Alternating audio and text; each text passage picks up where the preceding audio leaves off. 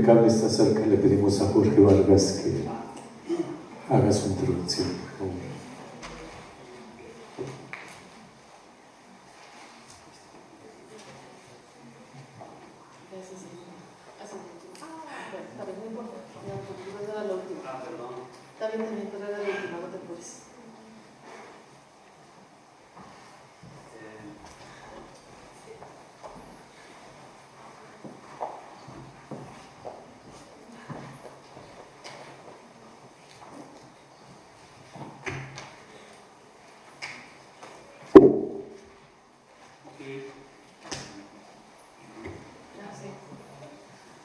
Bueno, les voy a dejar correr igual algunas imágenes.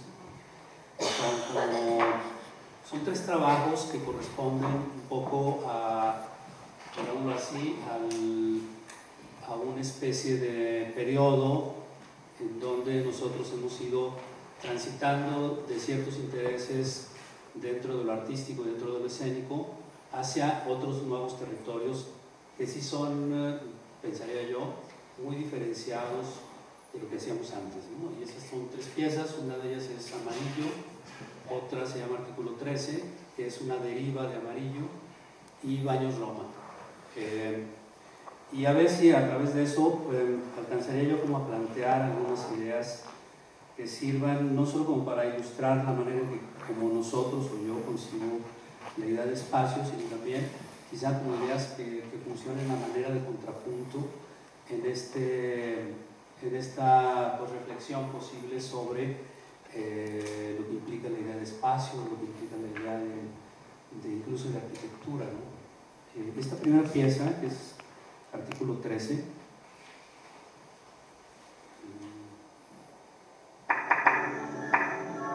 es una pieza que hicimos con una compañía francesa que se llama Carabos y fue pensada para hacerse en un espacio público. Es una pieza de gran formato, mide más o menos el espacio cerca de 100 metros por 75 y digo que es una deriva de Amarillo porque tomamos básicamente ciertos rasgos estéticos formales y discursivos para elaborar esta especie de encuentro que hicimos con Carabos.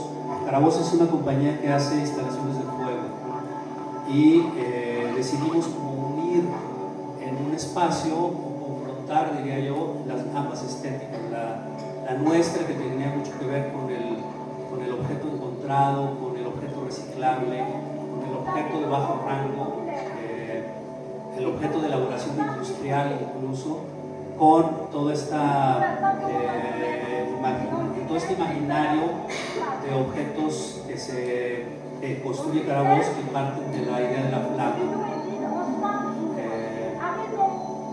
Digamos que el espacio fue concebido en el laboratorio junto con Jesús Hernández, que ha sido quien ha colaborado en todas estas aventuras, por lo menos en estas tres puestas en escena. Lo imaginamos como un espacio en el que había que construir una especie de tensión, en tanto pensado como un espacio espectacular, pero al mismo tiempo también pensado como un espacio íntimo. Entonces lo que hicimos fue que toda esta placa de 100 por 75 la fraccionamos en retículas y construimos una serie de pasillos al interior de todas estas parcelas, y cada parcela implicaba una especie de paisaje o un espacio donde habitaban ciertos microrrelatos. Cada parcela estaba habitada y activada por un actor y un grupo de voluntarios. Eran 10 parcelas las que más o menos constituían todo el espacio. Y de esa manera el público entraba, transitaba y podía escuchar los relatos casi tete a tete con los espectadores. Digamos que estaba pensada, y así más o menos sucedió, como un espacio para albergar cerca de 1.500 espectadores. Y ese más o menos era el promedio de la gente que asistía a esos trabajos. Quizá artículo 13 ya es como, digamos, el final de un proceso que nosotros hemos ido construyendo para de alguna manera empezar a crear las condiciones que nos expulsen del edificio teatral. Para mí, la idea de espacio tiene que ver con dos cosas. Uno, con la idea de arquitectura, es decir, hay una arquitectura, una construcción que alberga un espacio escénico. Y luego hay otro espacio donde se dan toda esta serie de construcciones simbólicas, poéticas, que diríamos que es básicamente el espacio propiamente escénico. Y a lo largo del tiempo, la reflexión a la que hemos ido arribando es la idea de que en la arquitectura reside la carga política y simbólica del teatro. Es decir, porque ahí está, en los edificios, está, digamos, inscrita, digamos, la carga institucional, la carga social colectiva y también, de una manera muy determinante, los modos de producción. Y de alguna manera el teatro que hemos ido abordando intenta, pues, dialogar con eso, es decir, desnudar el edificio teatral para que entre en diálogo con lo que uno construye ahí en la escena. Entonces, digamos que creo que eso está más claro en la pieza anterior que se llama Amarillo, y que les voy a mostrar un fragmento de eso también. Usted me dice, maestro, los 12 minutos. Yo estoy al pendiente, maestro. Tenemos Este es Amarillo. Amarillo habla sobre el tema migratorio, es una especie de mosaico fragmentado que nosotros fuimos construyendo en un laboratorio y que terminó siendo este espacio que vemos. Digamos que yo diría que lo significativo de ese espacio radica en que no hay nada, que de alguna manera lo que hemos ido haciendo es intentar llevar procesos que más bien deconstruyen los espacios, lo vacían, lo desnudan, y de esa manera el edificio está a la vista, toda la maquinaria está a la vista, y en ese sentido hay una especie de diálogo necesario entre lo que se ve como propiamente escénico y lo que se ve como propiamente mecánico, ¿no? Es todo el andamiaje externo. Y Amarillo, por ejemplo, estaba diseñado, aquí hay en los laterales unas especies de estantes y unas mesas de trabajo que van bordeando el perímetro amarillo, que delimita como una especie de zona de espejo, donde hay un muro, que es el muro real del teatro, y se refleja, digamos, de manera simétrica en el piso, de tal manera que eso nos permitió jugar con una idea que nos interesaba mucho en Amarillo. De qué manera la realidad irrumpe la escena y cómo eso que irrumpe se convierte primero, pues, en un testimonio, en un documento, y más tarde en un objeto poético o en un objeto artístico, digamos. Y Amarillo es una especie como de instalación, nosotros le llamamos en Amarillo como una instalación en continua transformación a partir de ciertos elementos que son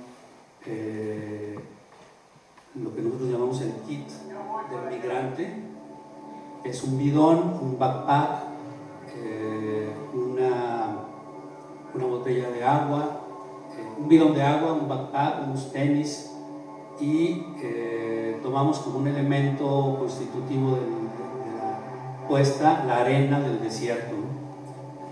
Y poco a poco lo que vamos haciendo es tratar de convertir ese espacio en una instalación, y esa instalación va sucediendo a los ojos del espectador y transforma también los tiempos dramáticos, porque pues la idea de espectar una instalación es distinta de la de espectar una pieza escénica, ¿no? De tal manera que digamos rompemos o intentamos romper la mirada de lo dramático por una mirada de contemplación. Entonces, hay que decirlo también, una especie de dispositivo visual que consiste en una cámara de top shot que se refleja en el muro de fondo, y luego otras dos cámaras laterales que crean un sistema de circuito cerrado. Y mucho a partir de haciendo nuestra investigación sobre la edad del muro y las dificultades que hay para el cruce de los migrantes, fuimos a dar con cómo está constituido el muro en algunas zonas de la frontera. Es un muro tecnologizado y que se convierte en una especie de panóptico que lo observa todo, porque hay cámaras de vigilancia, cámaras térmicas, etc., ¿no? Entonces nosotros proponíamos desde la escena que no hubiera un espacio que no estuviera capturado por un ojo, que es el ojo de la cámara, ¿no?